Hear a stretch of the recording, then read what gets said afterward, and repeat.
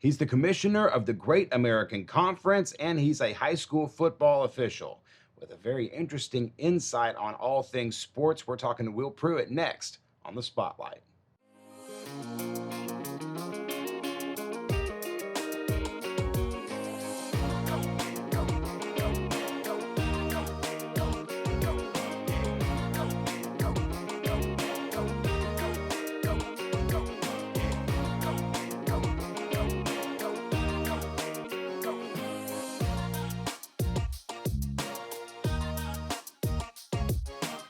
From the beautiful Alathus building in downtown Russellville, we welcome you into the Spotlight on this Tuesday. My name is Drew Brent. If you're interested in buying or selling your home, give us a call today, 479-968-5668, or you can cruise on over to russellvilleliving.com. One of our fine agents will be willing to help you and assist you through your home buying or selling process. Give them a call today, 479-968-5668, or visit russellvilleliving.com.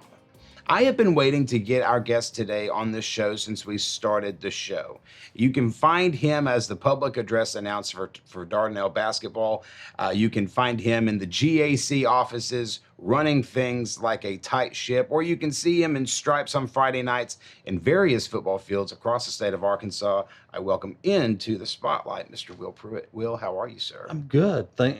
Thanks for the invitation, and nice to be here. Did I read that intro correctly? Did I catch everything? Yeah, I think you did. And actually, if we have a tight ship, it's because I have a great staff at the GAC. So and then you've also got husband, dad. You've got I don't know how you wear all the hats that you wear.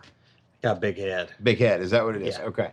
Well, let's talk first about the Great American Conference. Last year, I did not envy you in the situation that you had in trying to make a decision about what was going to happen with the athletic season as it pertained to COVID-19. And you made the very tough call. And you told me privately that it was one of the toughest calls you've ever made as an administrator. So my question is this: kind of walk me through that process of last year and tell me where you think we are this year in comparison. Well, we're already in a better place. Last year, the thing that really, more than anything else, shut us down were mandates from the NCAA. Last year, it would have cost us, even assuming we could find the tests, roughly $45,000 to $60,000 in testing costs just to play a single football game.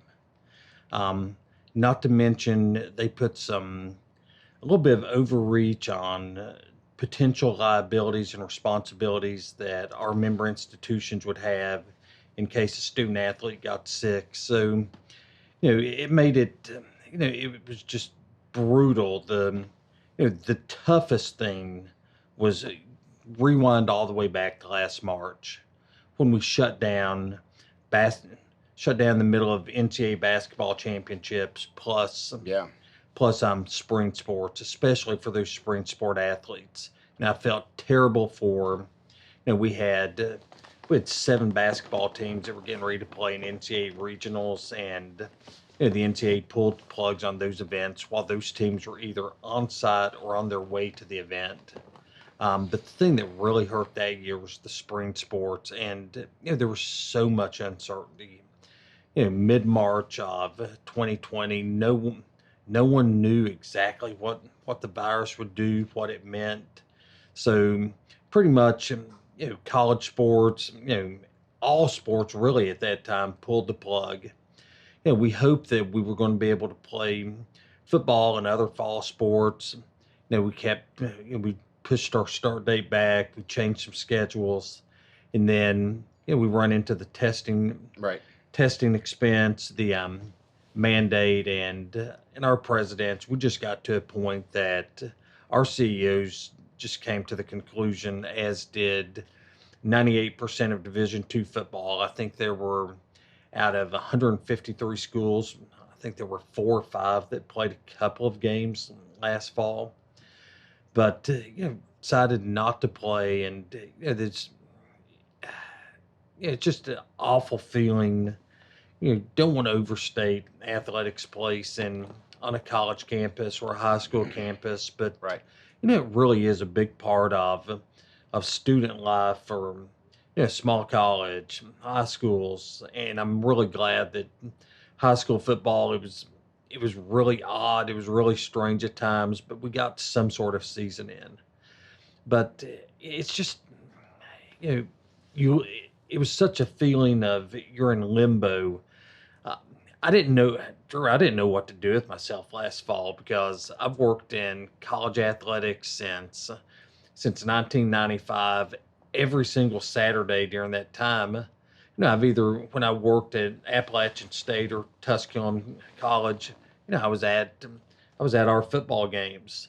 And when I worked for the West Virginia Conference, where I was at for 12 years before I came to the GAC, and at that time, the 9 years of the GAC, I was at a football field or doing something for our schools every weekend, and it was such an odd feeling, and I can't imagine what it was like for our coaches, for our student athletes. It was gut wrenching. Yeah, I feel blessed that we were able to play almost all of our other sports. Right.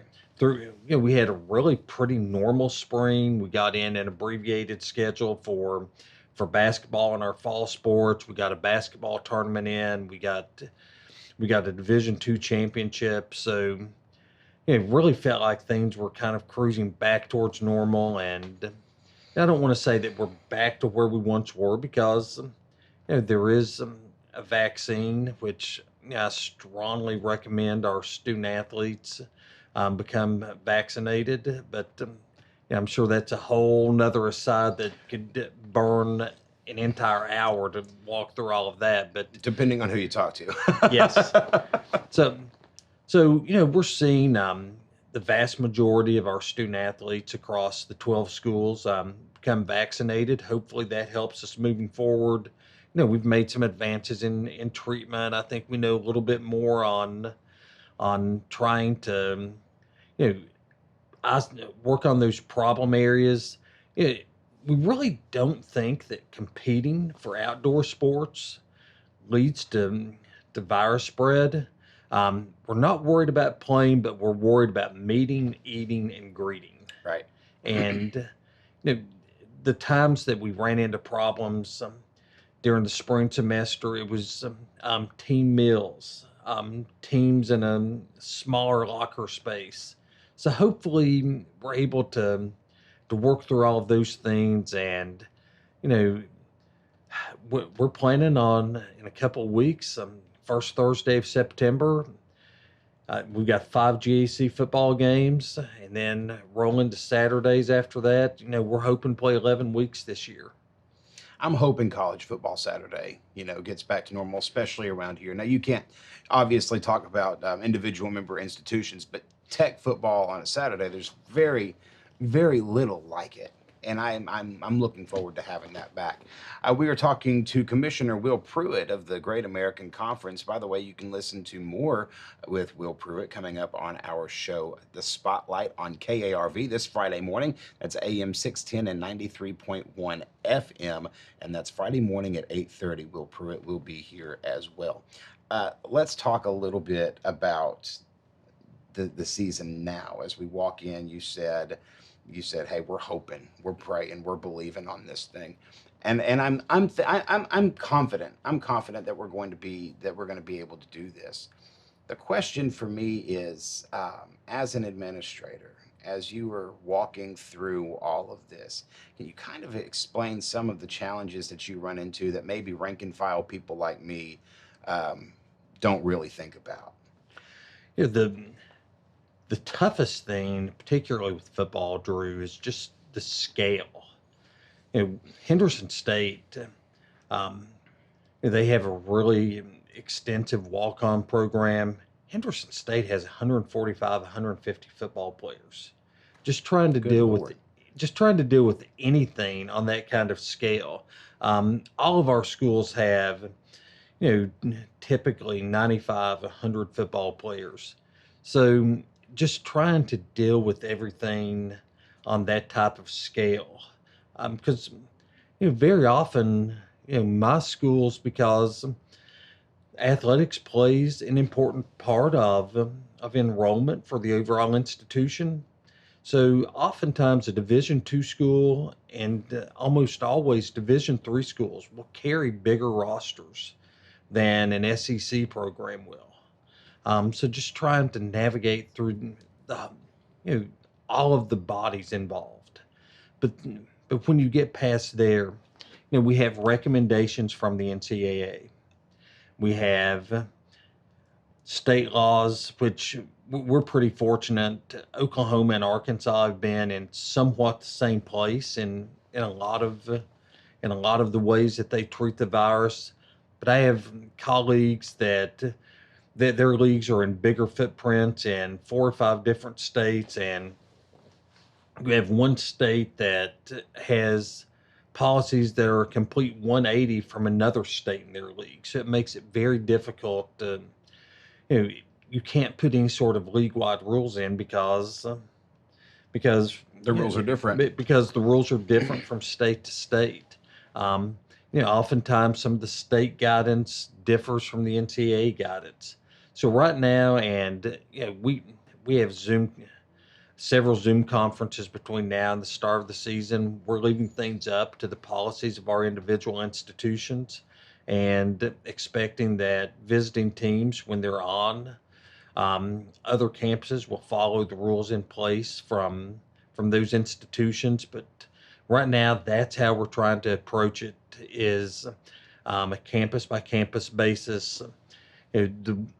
One of the few positives over the past year, and believe me, there haven't been many, but our athletic trainers and our medical folks have had to work so much closer with each other Right. and with their fellow athletic administrators.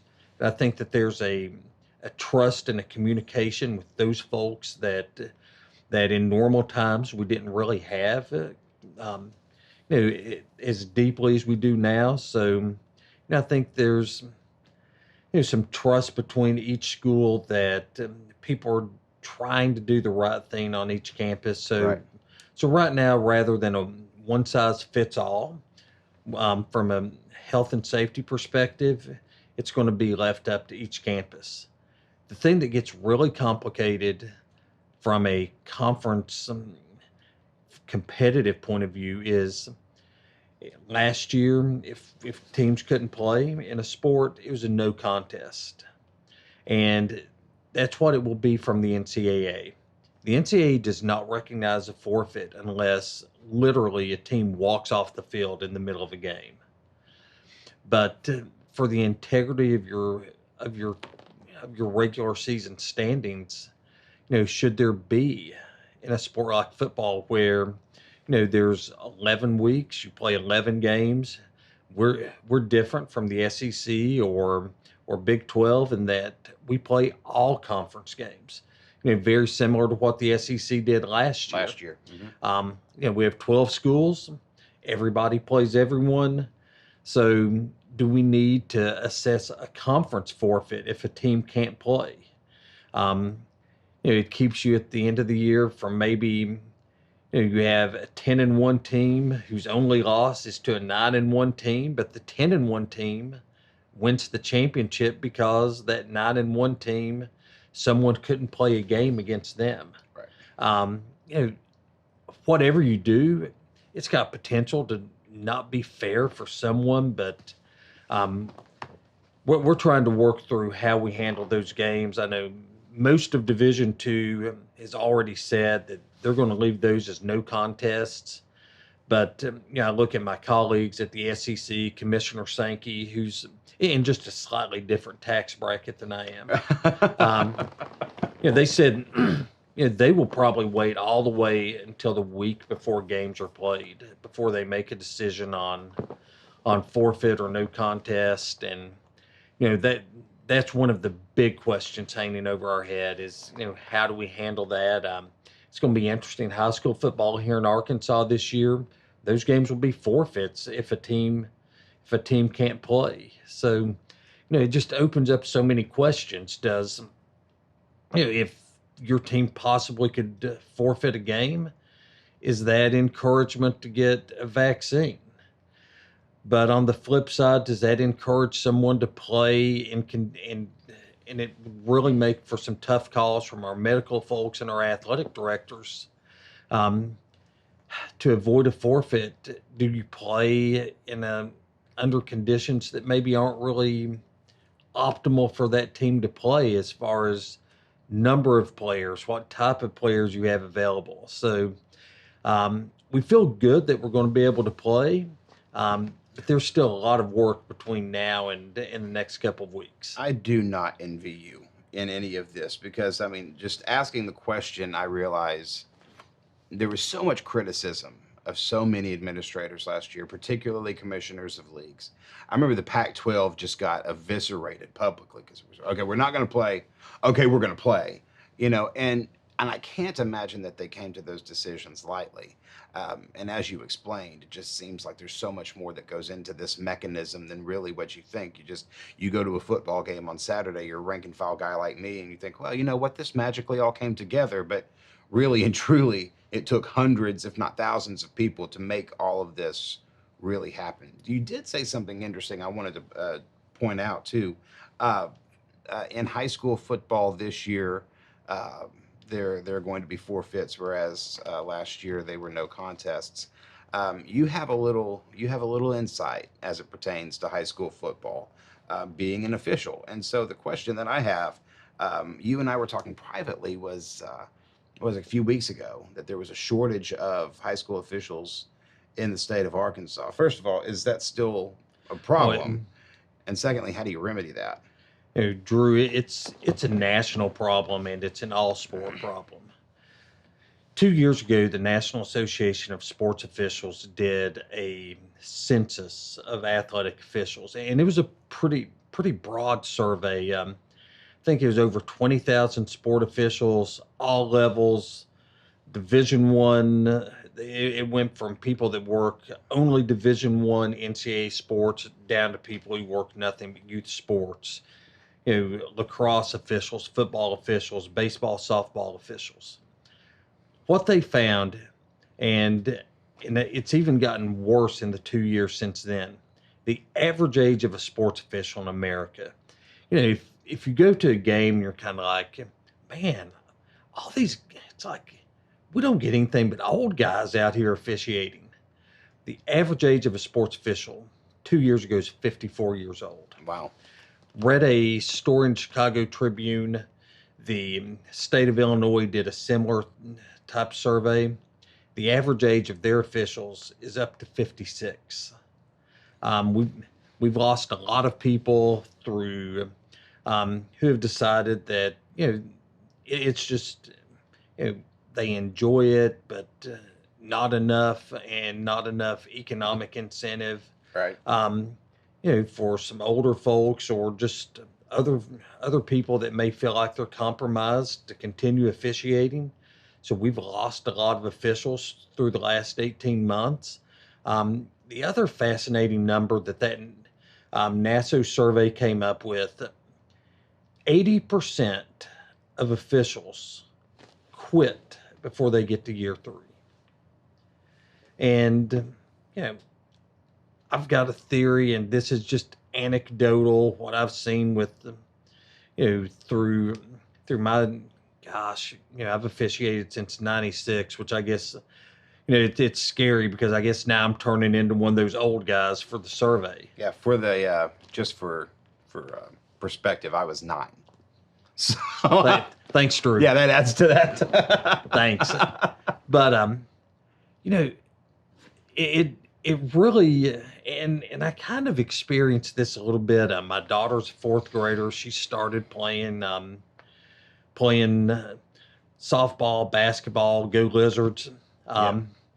But I see behaviors in youth sports that I live in a world where people's livelihoods are determined on whether they win or lose.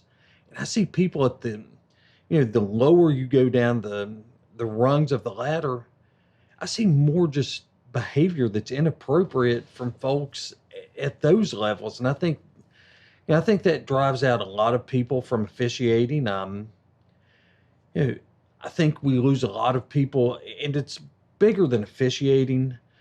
think about when I played youth sports, growing up in Eastern Kentucky.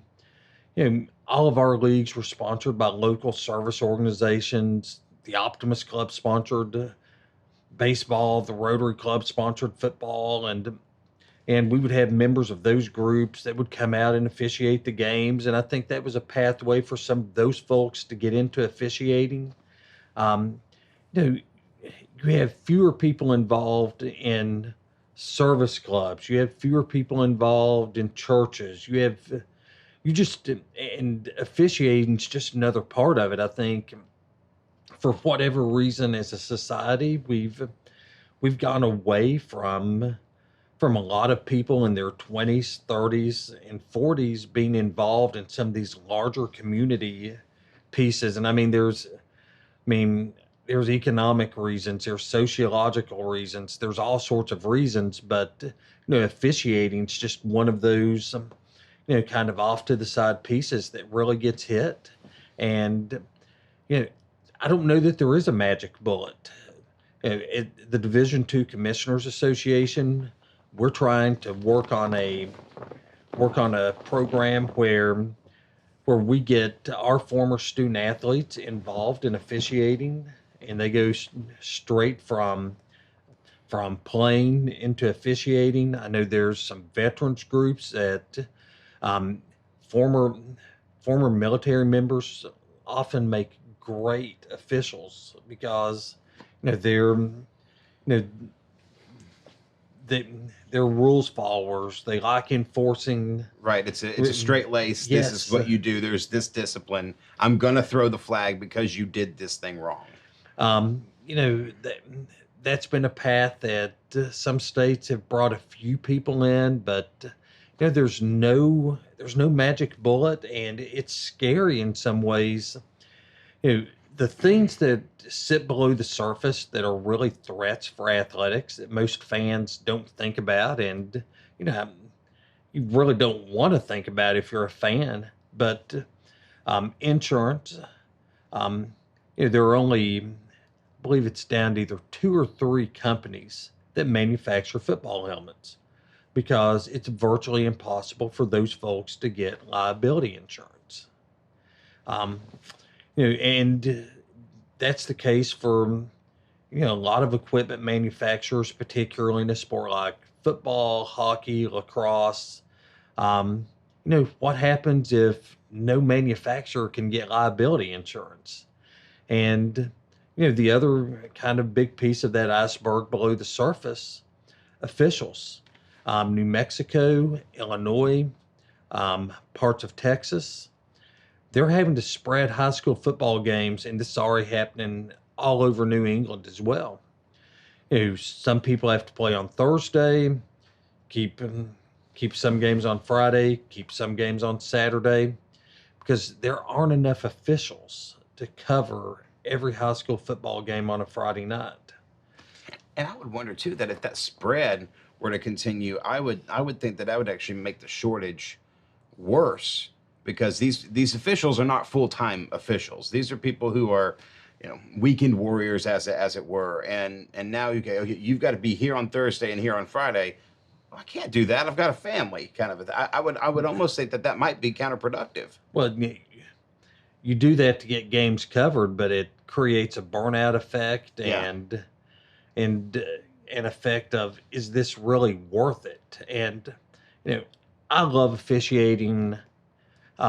It's a way for me to give back to a sport that I love. I love the camaraderie of most of the closest friends that I've had in my adult lifetime are the people that I've been on varsity high school football crews with. You're with those people, as many as 15 or 16 Fridays, and it's not just show up for a game and leave right after the game's over. And I don't do it for the money, but for people that really, the financial concerns, the ability to get off work. Drew, my typical Friday is we work games in the 7A, in the two 7A conferences, both 6A conferences, 5A West, 5A Central. Um, let's just say if I'm working a game at Bryant, um, I have to be there for a 7 o'clock kickoff before 5 o'clock.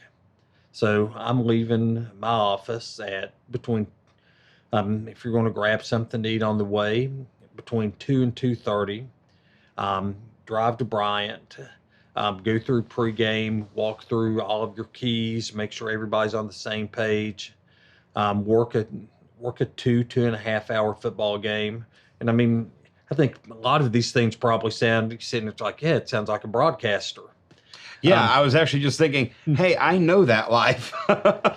But you walk, after the game, you debrief a little bit, talk about what went right, what went wrong. Talk about plays that we want to look at when the film's available on Huddle the next week, and make notes of all of those things. That's another 30-45 minutes, and then roughly 2 hour car ride home. So you leave at 2 o'clock, you get home at midnight for $100. Mhm. And I think there's a lot of people who look at, and I mean, I'm an idiot because a friend of mine once said, so I don't understand this. You deal with angry coaches and administrators in your real life, and what you do to relax and for fun is to go have more people yell and scream at you. Deal with it sounds almost like a glutton for punishment, Will, to be honest with you.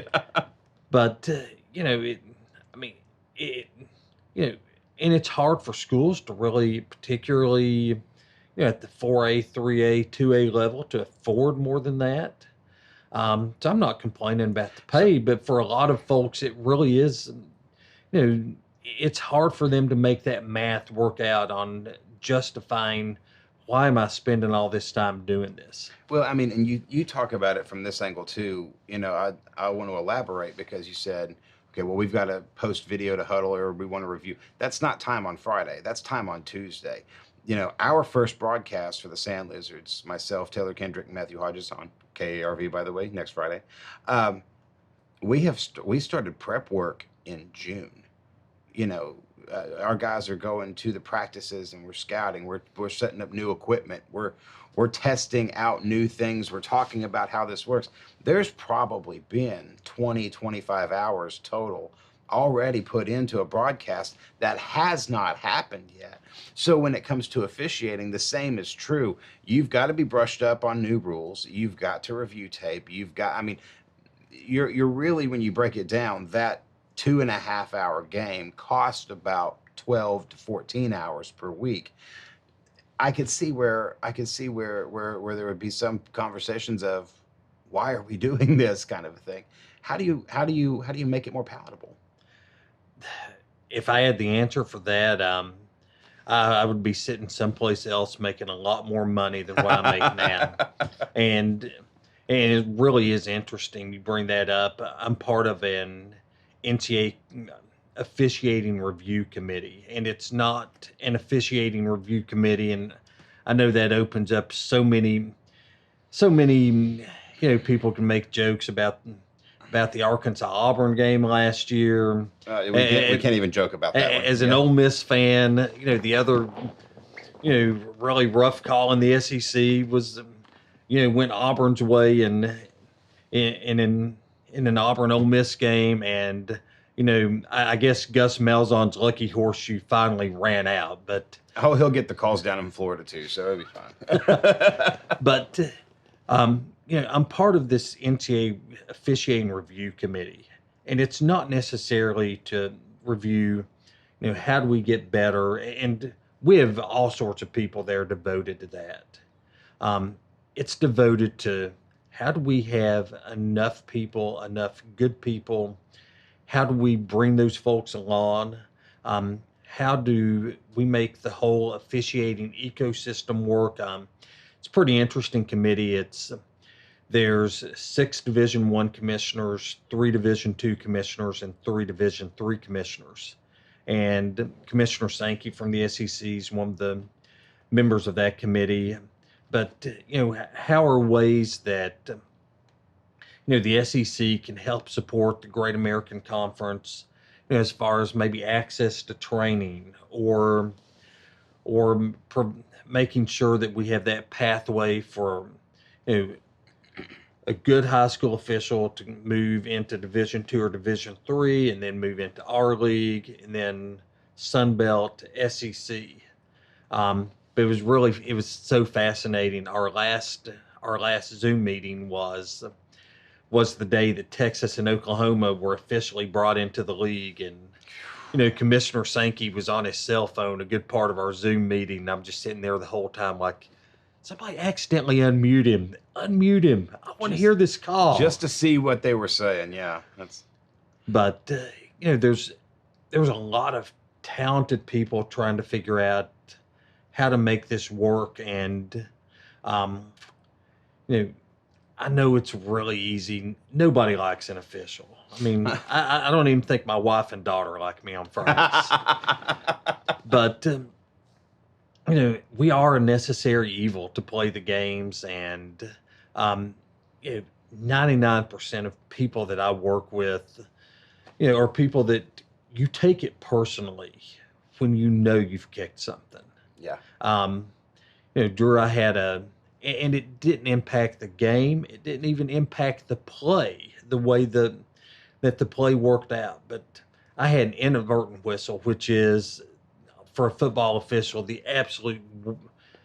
You can't do anything worse than to have an IW in a South Side North Side game a few years ago.